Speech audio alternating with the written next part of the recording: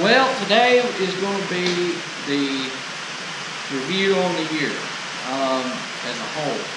It's raining outside, it's messy, it's yucky, you can't really do anything.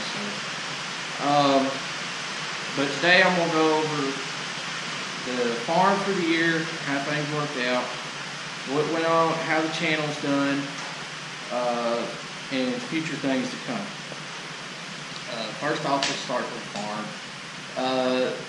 So far this year, it's been an okay year.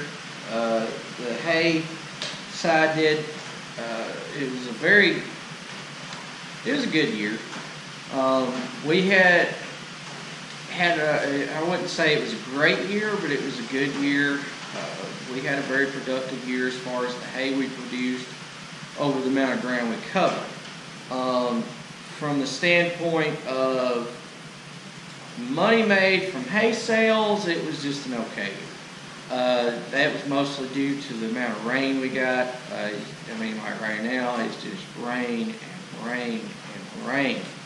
I think this year is the wettest year, or second to wettest year we have ever had in history here in Georgia. It's been insane. And to talk about this year without mentioning it is going to be very hard. But overall, we produced a lot of hay. We produced so much hay on our first cutting, we actually turned cattle into a lot of the hay ground that we have that we turn the cattle off of during the summer to cut for hay. And then towards the end of this year, as y'all know, we bush hogged. I bush hogged quite a bit of ground that we could have baled and gotten a good bit more hay off of. But we just didn't need it. One thing I did need was good quality hay, and that was just something that we could not get up. It was just, the hay got too far along, too agey. The quality was gone in it, and I was not going to bale it and sacrifice quality. I did not want my customers buying something that was not up to my level of quality, I guess you could say. So we just rolled it and went on. Kind of have a little bit of regrets about a few fields that were close earlier in the year, and we just went ahead and rolled them, or maybe had just a little something, maybe a few sprigs of Johnson grass sticking up here or there. Kind of wish I would have went ahead and square baled or rolled those, more of them at that time. But in hindsight, we didn't know it was going to keep raining throughout the entire year, because the year before it did the same thing, but then once it got to July and August, it wasn't dry. It still rained a lot, but we had a lot of pretty weather where we could get up some decent hay. This year we did not, and we never got a break. And I kind of have some regrets about a few of the decisions we made, but overall, at the time we made them and some of the choices we made as far as getting up quality hay, it was the right decision, but because you can't see in the future what it's going to do. And there's the same decision I'll make again next year if it comes down to it, because I feel like quality in the horse business is very important. If they get some hay that's not up to quality, and it depends on the year. If you had a good year to get up a lot of good hay, they get a lot more pickier. If you have a year where a lot of people didn't get up a lot of hay, it's amazing what they buy. And not ever say a word. That's what just makes me laugh every time. But that's a whole other topic when we get into hay business. But we did good. On the hay side, we made some money in it this year. If we had not had the coon system, if we had not had some of the things that we've purchased in the recent years to where we could move and move quick when we did, it would not have been a good year. And it cost us a lot of money to get to where we're at right now as far as with some of our equipment from what I started out with. And it's really paid off this year. did not get to have the year I wanted to have as far as getting up squares with the large purchase of buying the coon system. I was hoping to bale a lot more squares than we did, but with the weather and the circumstances we were in, we did pretty dang good. But if I'd have been using the Maxillator system and the extra time it took running that, we probably wouldn't have gotten up near as much as we did this year. So really it paid off, even though we probably didn't bale any more hay than we have been at with the Maxillator system in a good year. But that's just kind of the way that worked. The hay applicator worked great. I've done some serious testing on that hay that we baled with that. I set it all aside, and I have been feeding it to our own animals and making sure that the quality is right before I sell it to the public, which I'm not going to be selling any of it to the public this year. I may next year if we come up in a circumstance. And that's the thing with that too. I'm not going to use that stuff unless I absolutely have to. If we come up later in the year like we did this year and we're still needing to get up good quality hay, but the weather at night's here, and with the more moisture in the air, that's another thing a lot of people don't understand about down here where we're at in the south. The moisture levels are a lot different where we're at, because we're not real like southern heat, I guess you could like say like South Georgia is, but we're in the mountains, so we have a high humidity weather like the south does, but then we have more moisture because we're in the mountains. So it's really tricky around here with hay and getting it just right, because we deal with the far south humidity levels, and then we deal, which is the extra moisture, because it's a lot different than it is out west or even south of here or a lot of other places around here, because the area we're in the Blue Ridge Mountain area and everything here in North Georgia, it makes it very difficult at times to get up hay the way you want it to get up. But as far as the applicator itself I built goes, it worked flawlessly. So far, it's putting down the right rate. I have not seen any molded hay. The color is good. The odor is, with the AGCO hay preservative, I would highly recommend it to anybody. Seems to be doing very well from what I've heard from other people using other brands of hay preservative. Some of the issues they've had, I haven't had. So I've been shocked. I was expecting to have some of the odor deal issue that would hang around for a while, but I haven't had that. It did have odor when we first baled it, but after 3 days, other than just smelling like really good hay, I have not had any odor issues. So and the colors there, it's not molded or anything, so it's done a good job, which I was not concerned about the actual preservative. What I was concerned with, I think that was one of the things that I've seen a lot of people kept saying is, oh, it'll work fine, don't worry about it, that's been using it. The preservative wasn't what I was worried about. It was my homemade rig that I was worried about, and getting it putting down the right amount, because you have to put down the right amount per weight of the bales and everything, or if you don't get the mixture right, you're either going to be putting way too much and it's going to be too expensive, or you're not going to be putting enough and hay's going to fall. So that was what I was concerned with, was my rig, and it worked, and it saved us a lot of money. I can tell you right now, if I had to go buy a hay preservative applicator to go on that baler for us to use, we wouldn't have one. We just would not have one. We'd be just, when it molded, we couldn't dry it out, we'd been done. So I'm very looking forward to this upcoming year. Hopefully we won't have to use it, but if we do need it, it will be an option. And something I've got here, I told y'all I was probably going to be doing this if it worked out good. I'm a man of my word. I'm going to be doing it. We got a hay moisture reader. Now, if you don't know what this is a moisture reader like you see these probes you stick in the bales, but it mounts on the baler. It will live feed you what the moisture is feeding through the baler on the hay. So if it starts getting a little close to the iffy mark, we'll just flip it on. If it's not close, we'll turn it off. That way we'll save on preservative. We won't be out all that extra money of trying to, or wasting that. That stuff isn't cheap. And we can save more that way and be more cost effective.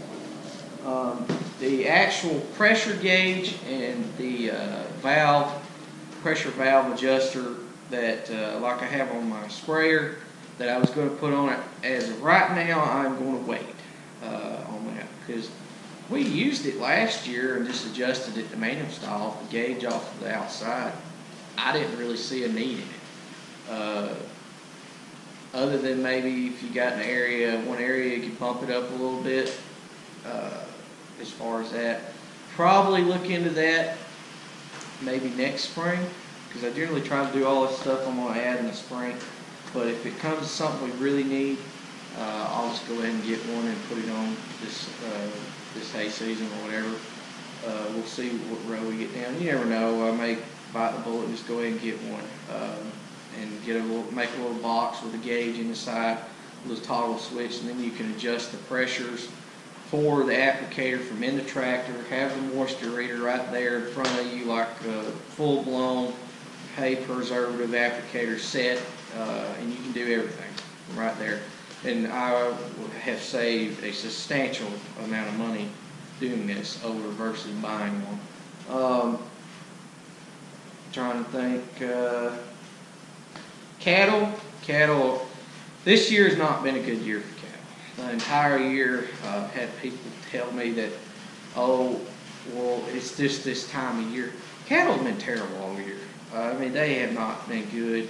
Obviously, you go through high-risk times in the spring, early spring, and then in the fall. Cattle gets more sick-prone, so they don't give you as much during those time of periods because there's so much death loss and everything. I know all that. But it has been this way all year. It started really last year getting really bad, but it's been on a free fall, as y'all know, since they did away with country of origin and increased the amount of percentage of beef that's allowed in here. And they eliminated a lot of the packing companies and allowed the larger packing companies to be bought out. The government did. And that's really put them as a monopoly over the beef market right now. And I don't know what the future holds right now for the beef industry. It can go either people are going to get really mad and really upset, and they're going to start pushing back and make the beef board get involved, which that thing is a thing. There's a thing there with the beef board that a lot of people I don't think really know, or maybe don't get involved in. We all pay into all that. Every time we sell a cow or a calf, sales, you get charged. And then say you buy one out of that sale, you take it home. It's not a one-time charge. Say I buy a cow at a sale, and the guy, my neighbor, sold it. Well, he paid the fee out of his, I believe is how it works, out of his check. Or I believe that's how it works. And then if I take that cow next week and resell her, I have to pay that fee all over again. It never ends. Every time you sell an animal in the sale, it's charged. It's not a one-time thing and it's done. And we all pay into the beef board and all that crap, and they don't represent us. That whole deal, the thing, and I don't think a lot of people realize, I didn't know it for a long time, but they have foreign representation on that board.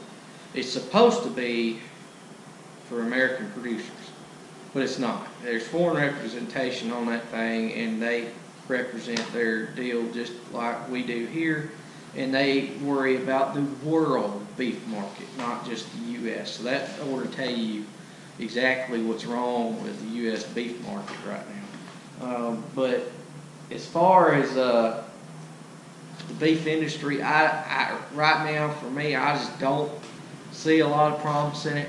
Don't see a lot of change.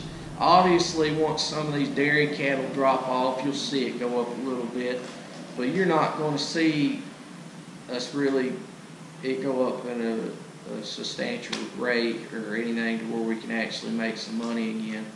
I really don't see that happening. Cheaper the market is, the more it benefits the packing companies, and they know that. they're making plans right now to try to take more control out of the producers. One thing they're doing is, I've heard our calf talk about it a lot, and I want to give credit to Farm 4G.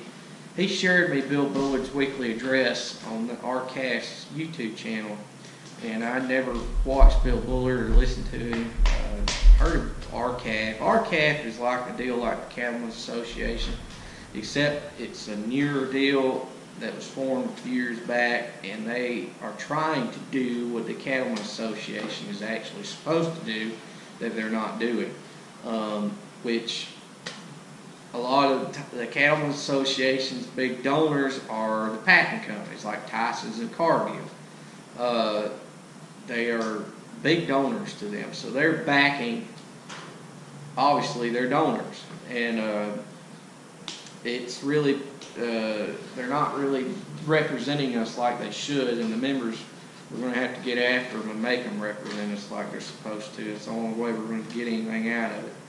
But right now, I heard in the news the other day, there's several things going on right now. The packers are trying to force on the producers to try to manipulate the market further, to keep it down, give incentives for things, regulate things and stuff.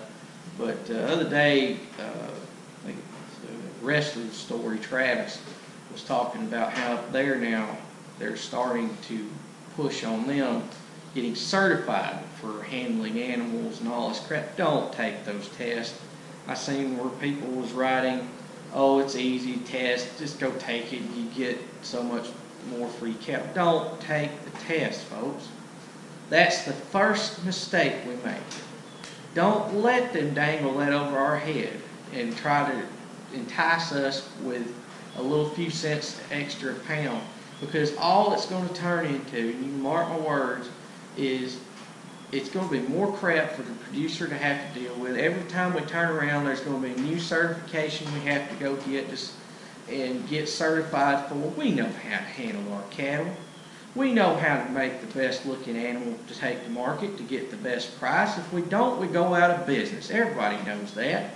We don't need somebody telling us to get a little letter that says, oh, we need this. It's just another way for them to manipulate the markets and the way things are done here in the U.S. to drive the prices down. And it's more crap that's dumped on the producer to have to do, that we shouldn't have to do. It's just like the Cattlemen's Association trying to teach us how to do better on our cattle.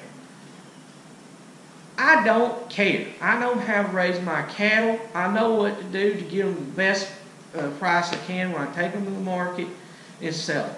It's not my fault that the markets have fell by over 50% since they did away with the country of origin and they let more beef come in here. That's the problem. They keep trying to point it in every other direction there is, because one, they're backed by money by the packers, and then the other thing is they've got they pushed it, and it would make them look terrible if they come out and say, well, now we got to go back to this, and they ain't going to do that. So that they're full behind trying to tell us, oh, you've got to do this and that. It's not the farmer that's explaining a 50% market share. It's not cattle on the market. It's been this way for several years now. As far as dairy cows and everything else, if they'd have left it alone, it would have very little impact over what the markets are. I mean, it would have went down some, but not to the substantial rate it's at now. They know that.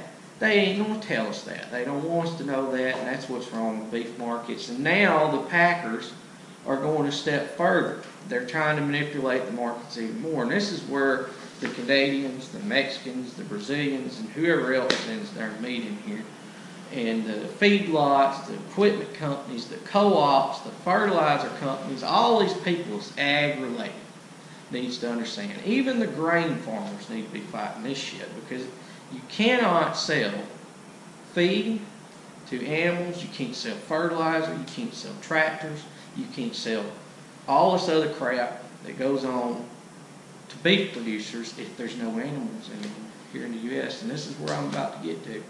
What people are not paying attention to and keeping up with. And the Cattle Association ain't going to tell you about it. because they're backing. The Tyson's company, they're packing right now, the largest packer in the U.S. now for beef, just purchased the largest facility for producing lab-grown meat in the U.S.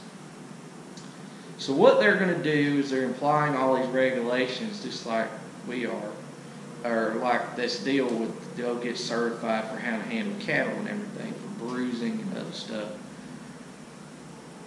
They're pushing that crap on us, so now they're going to try to regulate us and tell us, oh, you get more profit if you get certified in this and that, and then it's just another way to manipulate the market.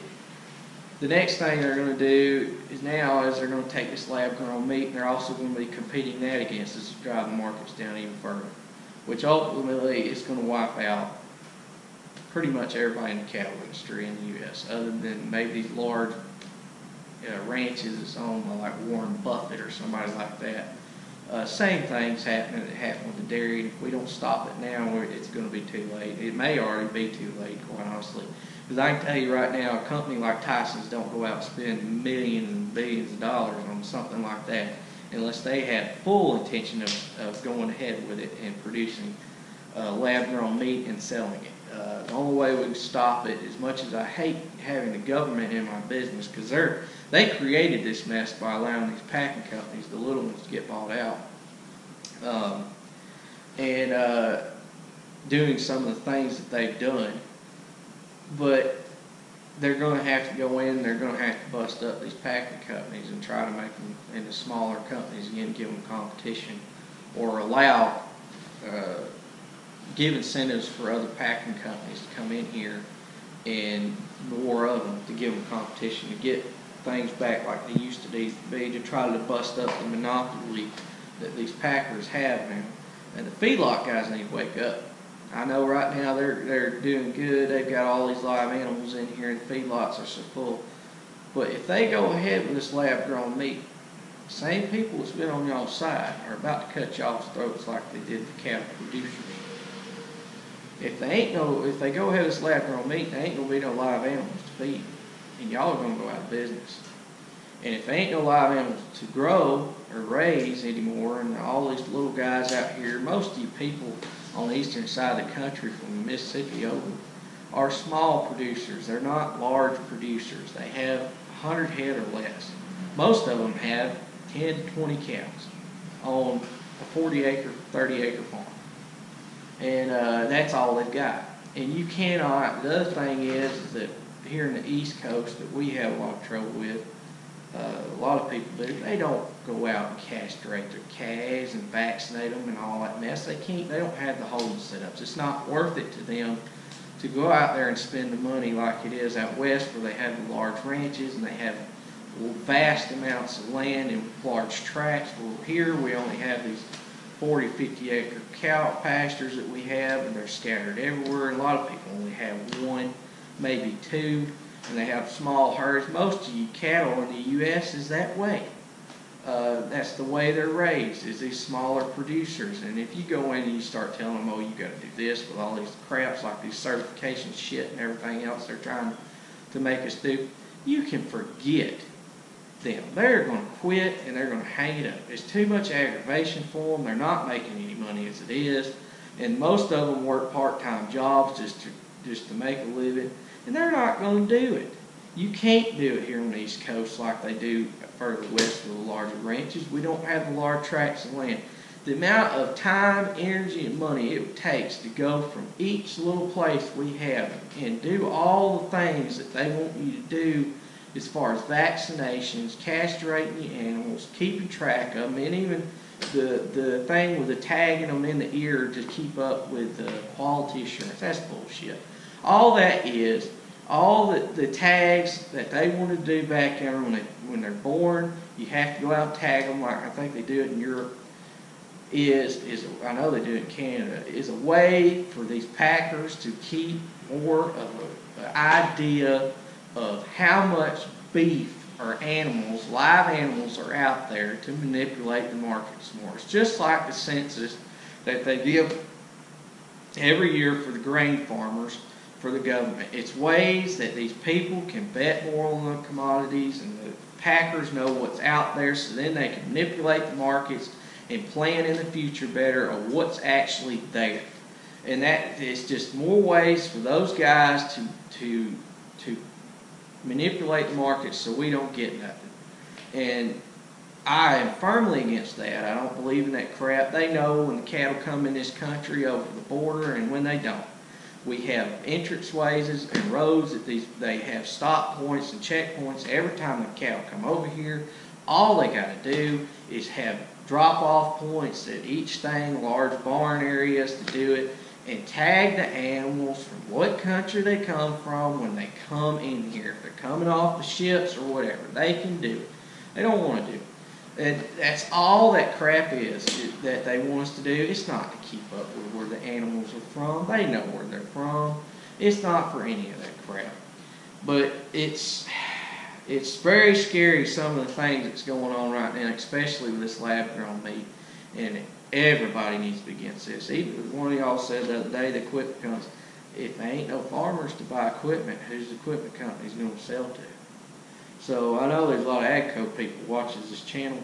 Y'all need to start paying attention to this stuff too, because if we go out of business, y'all ain't going to have nobody to buy you equipment no more. That's the reality of what's going on here. And everybody's probably thinking, oh, this is crazy. This is some more of this conspiracy crap. It's already happening. They're already making the plans and positions to do this. With the certification crap and all this, the lab-grown meat crap, they're going out and buying. Tyson's and Cargill are not going out and buying these companies to produce this stuff for no reason. And a lot of people say, oh, people won't want lab-grown meat. Let me tell you something. I live in the city. I live in Atlanta, Georgia. And I can tell you right now, there is some nuts here. And these people that lives in these cities, which is where the majority of the people that lives in the U.S. are nuts. They are crazy as all get out. If animal rights people, these wacko birds, oh, it's a cow, let's pet it. They think they're like dogs, people. I know further out from here in the rural areas, people are not around this crap that goes on, and I know you catch glimpses of it, but it is real. These people are this way, and when they get in these cities, they have absolutely no clue where their food or anything comes from. And they will, if you put on a package, no animal was harmed to create this beef. They will buy it in a heartbeat. I am not kidding you. They will suck it up in a minute. And you want to hurt the cattle business in a hurry and do away with it, they'll do away with it. The packers would love nothing more. Because then it's cheap for them to produce it. They own every step of the path from the lab to the packing place. You cut out the feedlots, you cut out the producers, and everything. They take all the money then, and then they ain't got to deal with other people and their headaches of them complaining about what they're getting. The equipment companies ain't going to sell equipment no more. Your hay and forage line will die. There's not enough horse people in this country to keep up all the people that's buying hay equipment every year. The beef industry is what drives all this hay equipment that gets sold and everything. DLH made a comment the other day. He said, I don't believe horse people could ever sustain us if we lose their cattle people. And they won't. It's so much hay sold to cattle producers and whatnot. You grain guys, y'all want to see your prices on your grain fall? I know it's not, probably don't think about it a lot, but you think about all the animals that's fed here in the U.S. and the amount of grain that they eat. That's going to be that much less grain that y'all going to be able to sell. You're going to see y'all's prices tank. I mean, it just goes on and on. Fertilizer guys, ain't going to be nobody buying fertilizer no more to put on their cow pastures. These co-ops ain't going to sell feed and salt and all the supplies we need to fence and stuff anymore. It's all going to die. And if we don't step up and do something, I know all y'all probably think, oh, that's a lot of people. I ain't going to let that happen. It will happen overnight, and it'll be done and too late for us to do anything. They're already making moves to do this stuff, and if people don't get notified and get news on it and learn about it and start trying to fight against it, it will be just like the dairy. Look at it. We don't even have dairy here anymore. I can't even tell you how many dairies that gone out of business that was around here. They're gone.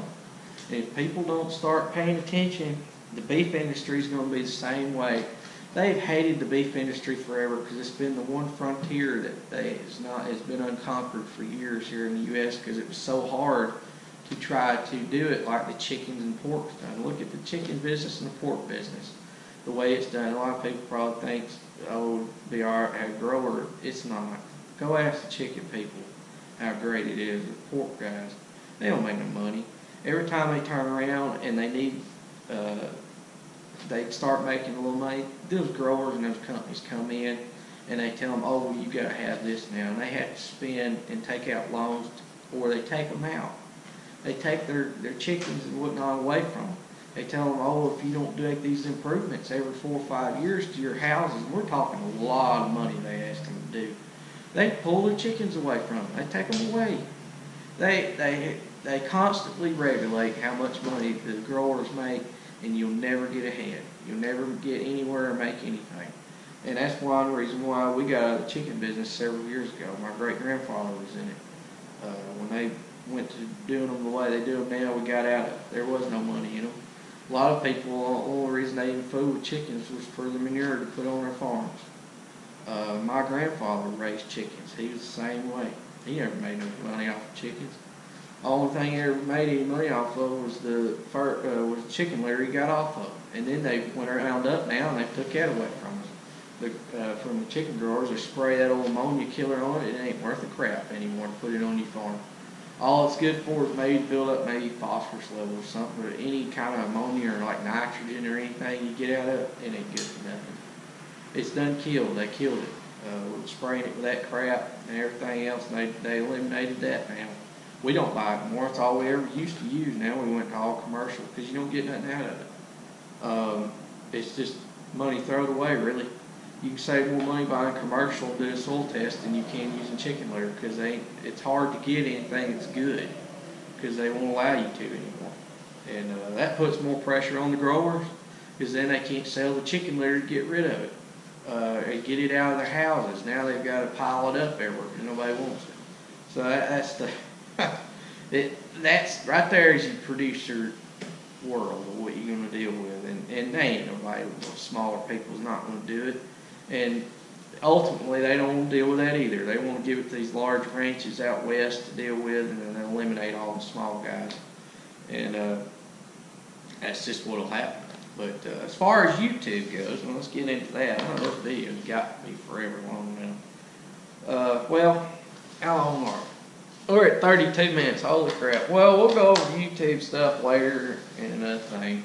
But that's the state of the farm right now. As far as a baler goes and buying one, the way this market is right now, we're afraid to. We're afraid to do anything drastic, buy anything, or do anything right now. So I don't know. We're going to hold off and kind of see how things are going to turn out before we do anything. But who knows? We may be just hay producers for long. In another 10 years, if things keep going like they're going. But we're hanging in there. By all means, we ain't going nowhere anytime soon. It's the guys that's got the probably 75 and under mama cows. They are really you're going to see them start to wither away, which is most people that's in the cattle industry. If prices don't go up in the next year or so, you're going to really see those guys quit. They're going to get out of it. They're going to leave it alone. People like us that's got several hundred mama cows turned out and it's still farming pretty good size, we'll hang in there for quite a while longer. You won't just get rid of us overnight. But it's the little guys I'm worried about, and that's really going to put a hurting on the stockyards and everything.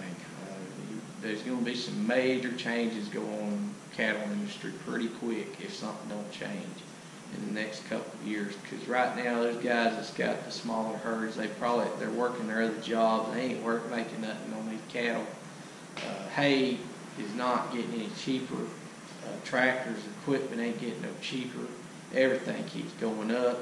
Right now, the time you pay for your hay cost, if you're buying your hay, and everything else, they're just breaking even if they're even making money. They ain't even getting really, I'd say most of them breaking even if or maybe losing money if they're creek feeding animals, which we don't do.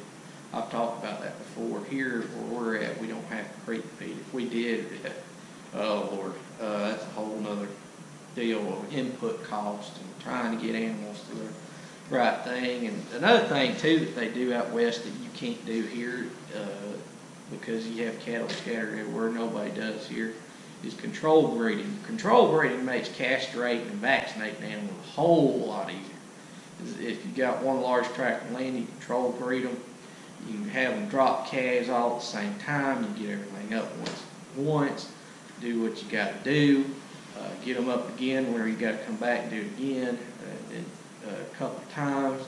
The way it's set up here, my God, you constantly having to get them up, handle them, and everything else. You cannot do it the way they do it out west here. It's just the facilities. People don't even have facilities to handle their cattle here. Most of them are just.